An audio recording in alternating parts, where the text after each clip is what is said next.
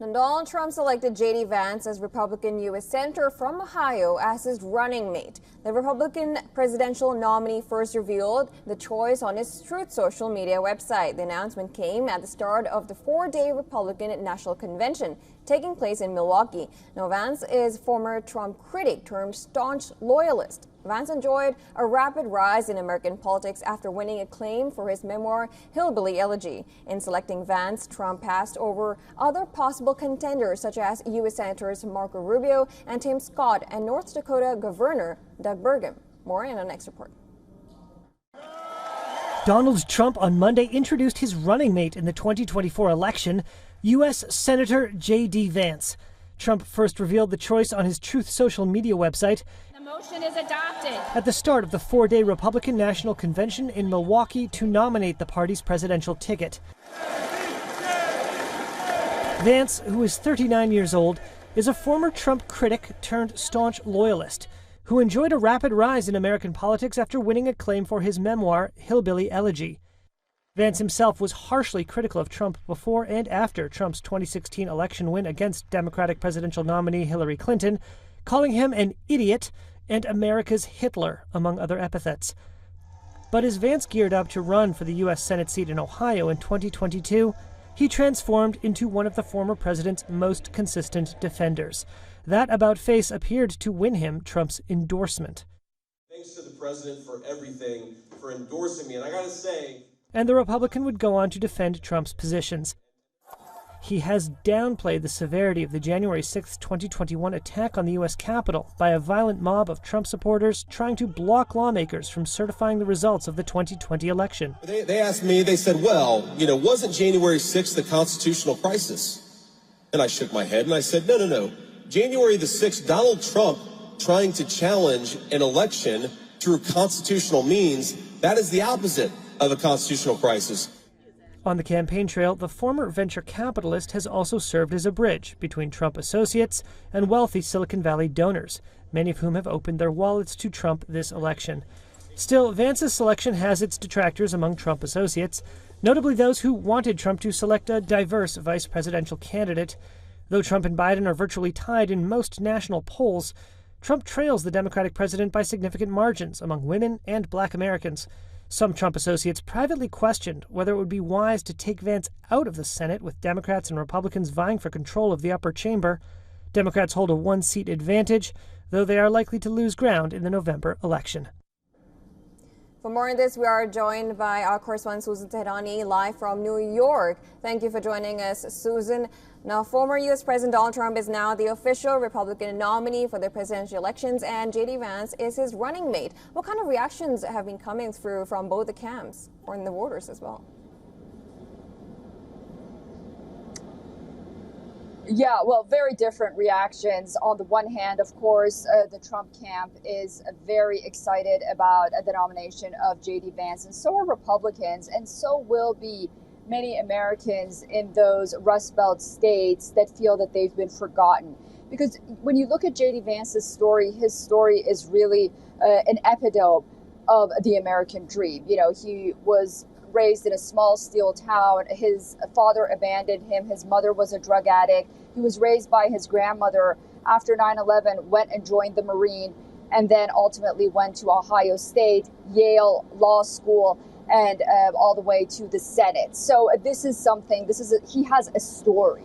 And because of this story, a lot of Americans are going to be relating to him, notably those who feel like they've been forgotten, notably by globalization, these steel workers, the jobs going overseas and whatnot. And then you have the other camp, which President Biden was very quick to say that JD Vance is the clone of Donald Trump's policies.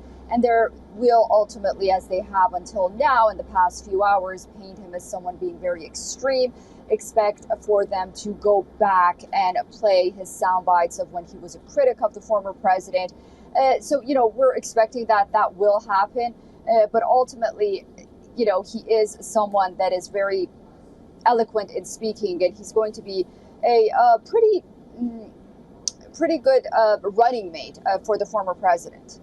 Right. Now you're talking about the reactions. Now let's talk about Vance. Now he was a former critic of Trump, and he's turned a loyalist. Now tell us more about him, as well as he's also we could say. Even his wife, it happens to be like an Indian American. So what kind of strategy do you think Trump would have thought of choosing him as his running mate? Yeah, that's the thing. You know, as I mentioned, he really embodies that American dream that so many Americans right now feel like they don't have a grasp on. It's very elusive because of the economic situation. A lot of states across the United States, there are blue-collar workers that have lost their jobs, not only to Silicon Valley, but also they've gone overseas, factory workers. You know, these are the communities that JD Vance can really speak to. And as you mentioned, his wife is an Indian American. She's also a very successful prosecutor as well. She'll be leaving her law firm, but it will be interesting to see if the United States, should the former president win, have the first Indian American second lady as well. But nonetheless, you know, criticism for Vance will be there. He has defended the former president regarding the manner in which the former president contested the 2020 presidential elections. He sort of brought constitutional matters into the picture and, you know, compared them with other elections as well. So, you know, these are things that he will be targeted with. But if you know, JD Vance is always on the airwaves. If you listen to him, he is a very, not only an eloquent speaker, but a very good communicator.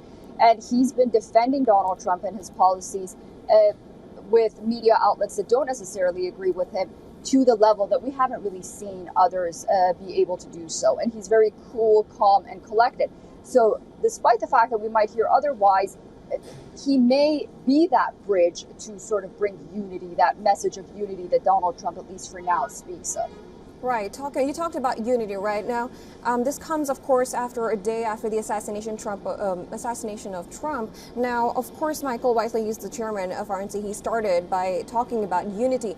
How do you assess the theme unity? You know, when we talk about the Democrats, Biden has been trying to unite, you know, and telling the Democrats that I'm fine to be running for the president. On the other hand, this theme of unity is also being talked about in the RNC. Yeah, absolutely. Former President Donald Trump has mentioned that word time and again on his social media outlet, Truth Social, and we have heard that he has been directly involved in recalibrating his speech, rewriting his speech to send a more unified message ultimately when he delivers that speech on Thursday.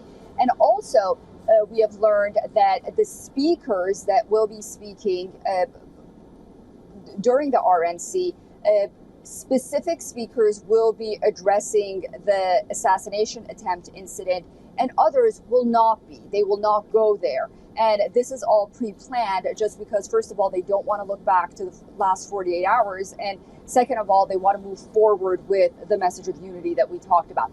Now, it's important to note after the RNC and when Joe Biden hits the campaign trail, how much of this message of unity will continue from both candidates. But for now, it appears that the RNC wants to bring that message home. We'll have to wait and see. All right, Susan, thank you for bringing us the latest. We'll, of course, keep track of all the developments as we go forward.